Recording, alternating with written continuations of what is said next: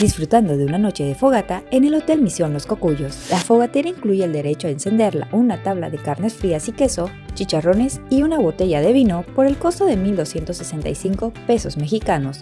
Los bombones fueron por nuestra cuenta y para poder asar malvaviscos debes de pedir permiso en la recepción al momento de adquirir la fogatera. También cuentan con otras fogatas localizadas más al aire libre y otros paquetes.